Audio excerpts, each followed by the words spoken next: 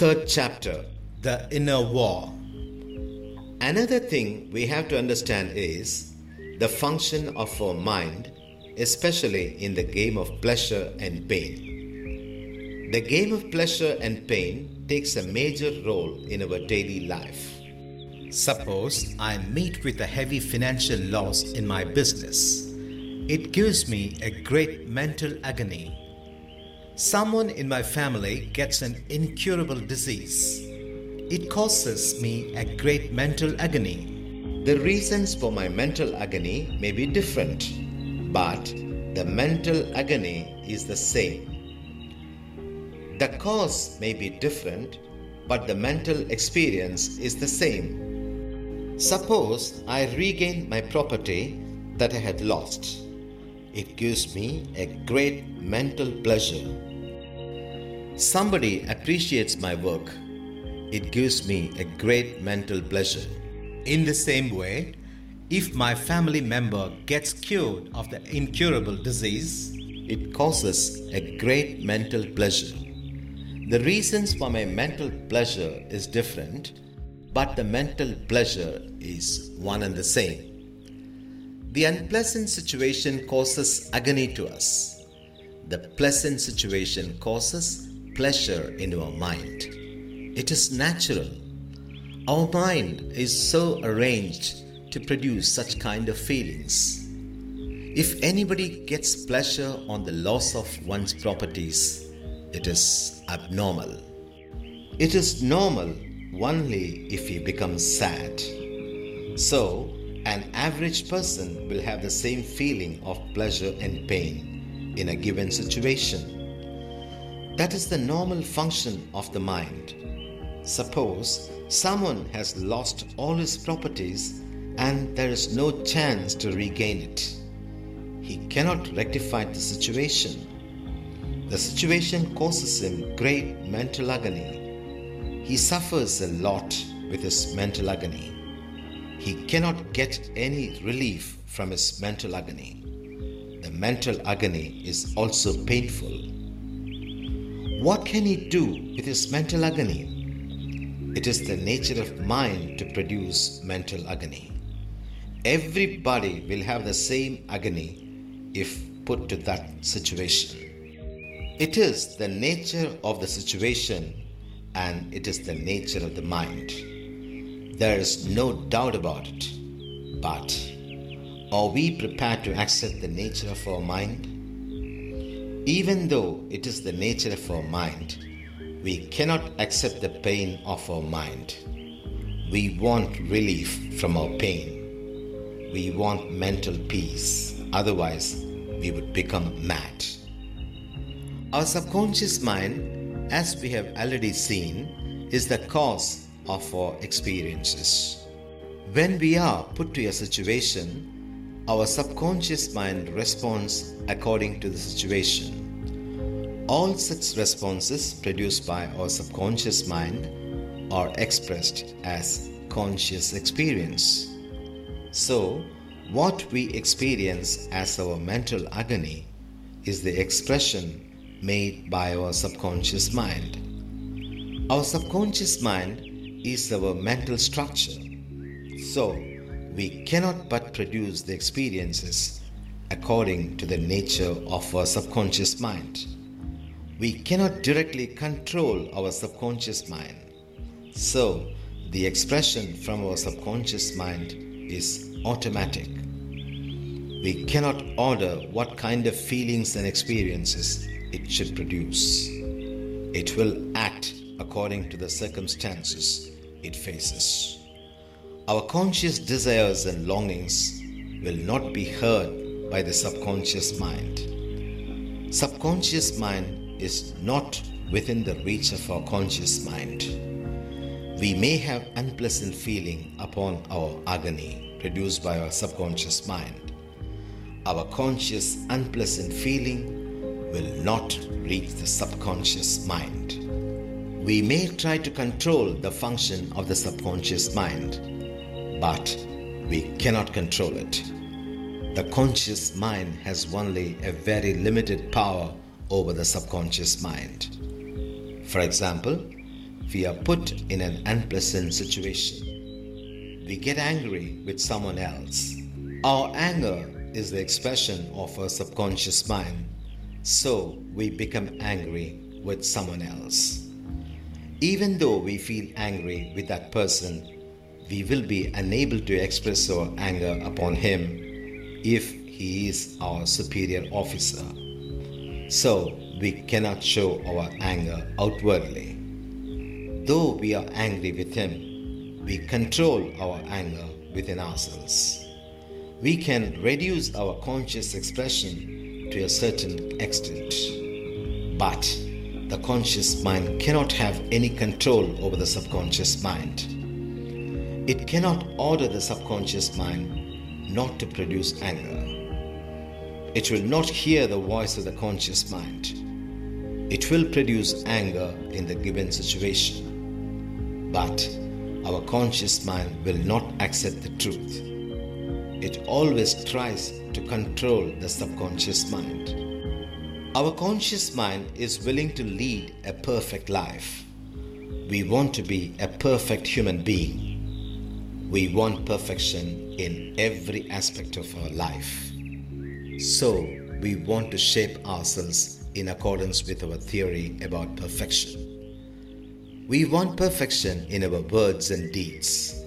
We want perfect mind and perfect thought. We know what perfection is. We have our own theory for our perfection. We have formulated it according to the vision of noble men and spiritual scriptures. Thereby we feel that love is good, forgiveness is good, patience is good, hatred is bad, revenge is bad, and envy is bad. In the same way, we have a long list of what is good and what is bad. Our conscious mind always strives for the maintenance of good and the removal of bad. But however we may try, our effort will not reach the subconscious mind directly. Our subconscious mind functions as it has been made in its depth. Our subconscious mind may have the mixture of good and bad qualities. It will express the quality of such feeling according to the circumstances in which it is placed.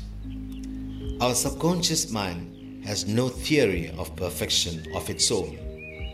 It is only a storehouse. Everything is there. It functions as a machine, as a robot. It will not follow the theory of perfection which the conscious mind is maintaining. Everybody wants to be free from anger and hatred. But anger and hatred come out without one's willingness. Everybody wants peace of mind, but against one's will, there arise anxiety and worry. Our subconscious mind is designed like that. The content of the subconscious mind flows into the conscious mind according to the situation it faces. Our subconscious mind responds to the situation, producing the experiences what it feels necessary. It will not consult the conscious mind before producing the feelings. It expresses all its feelings according to the nature of its own. Its nature may be to produce sorrow. Its nature may be to produce fear. It functions according to its nature. But when we have the theory of perfection in our conscious mind, we feel the situation unpleasant because I become sorrow against my will. So I do not like the sorrow.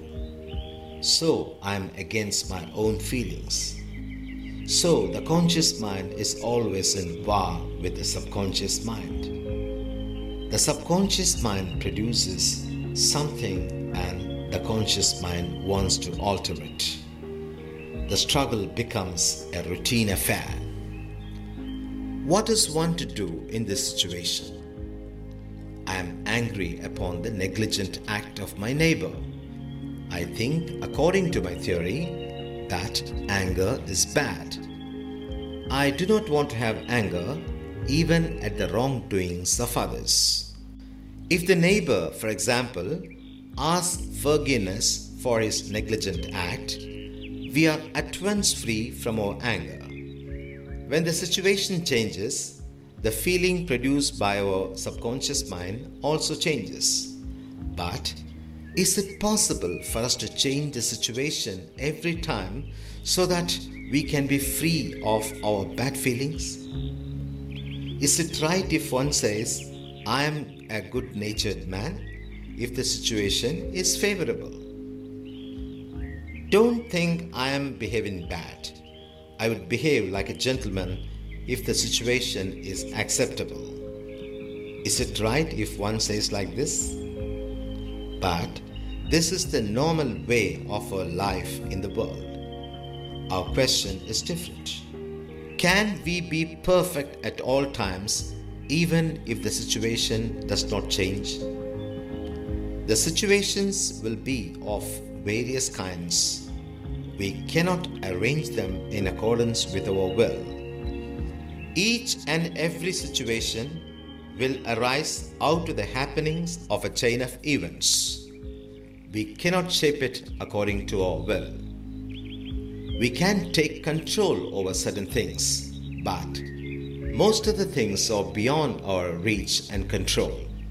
So, can we have our conscious mind and subconscious mind in perfect order without changing the situation? We have to bring order between the conscious and the subconscious minds. How can we pacify the conflict between the conscious and subconscious minds? Can we change the structure and nature of the subconscious mind? You and I cannot change the nature of the subconscious mind because we do not know the content of the subconscious mind. We can identify the nature of its content only when it comes as conscious experience. It is one-way traffic. The subconscious mind alone can use the way to the consciousness, but the consciousness cannot enter in that way to the subconscious mind.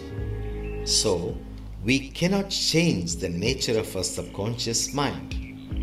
The only thing left with us is our conscious mind. The conscious mind is our day-to-day mind.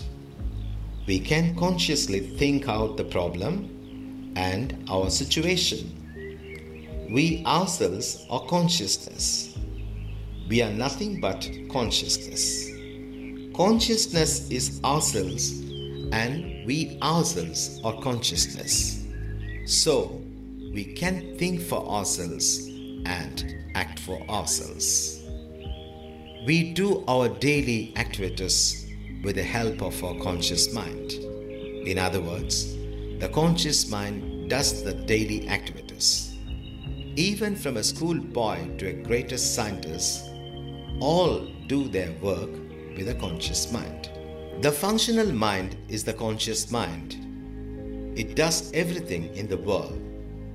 It plans everything and does everything. Day by day, the capacity of the conscious mind increases. It goes up to an enormous extent in the field of science. In the same way, it tries to have control over the subconscious mind. Even though it fails in its attempts, it always tries. It wants to have control over the subconscious mind and control over the feelings of the subconscious mind. In this situation, many noble men render their help to us. They offer us various religious and spiritual practices. There are numerous practices in the spiritual field. No doubt they are powerful. The spiritual practices provide us with a great help to maintain the relationship between the conscious mind and the subconscious mind. Even though we cannot obtain a complete compromise between the conscious mind and the subconscious mind, those practices give us basic needs for success. Even though the spiritual practices help us to a great extent, they have some limitations. When we are doing our spiritual practices, the relationship between the conscious mind and the subconscious mind is brought under control. But the situation will not last long. Moreover, we cannot have spiritual practice at all times without any break. For example, when a person is worshipping God or singing bhajans, he would not get anger easily even though the situation warrants so. Our conscious practice may bring the subconscious mind under control during that particular period. Everybody is doing daily spiritual practices for years, but they are not successful in the act of bringing the subconscious mind and permanent control. Even though it is useful only to a certain extent. All our spiritual practices are very good. There is no doubt about it. But there is also a wrong aspect in the spiritual practices that we hardly take notice of. It gives us a false hope that we can control the subconscious mind permanently through spiritual practices. It gives us a false hope that we can get enlightenment through the spiritual practices. If we do not have the hope, we will try other ways for the permanent remedy. Spiritual practices are very much helpful, but they are helpful only to a certain extent. After that, the same practices which gave us progress will detain us in a certain state forever. Then, after a long period only, one would come to know that he was detained in a wrong and monotonous state. Spiritual practices are good. We have to make use of them, and afterwards we have to step away from the practice. If we are unable to bring an end to the conflict between the conscious mind and the subconscious mind through our spiritual practices, then what else can we do? Next comes the way of understanding. When understanding operates, the entire problem is solved immediately. The war between the conscious mind and the subconscious mind comes to an end permanently. Only by this understanding, the lifelong war comes to an end. Such is the nature of this kind of understanding. Buddha tried so many spiritual practices. He underwent so many penances. At last he found out and realized the limitations of the spiritual practices. In a fraction of a second, he got this understanding under the Bodhi tree. This understanding is very rare because he himself attained it without the help of anyone else.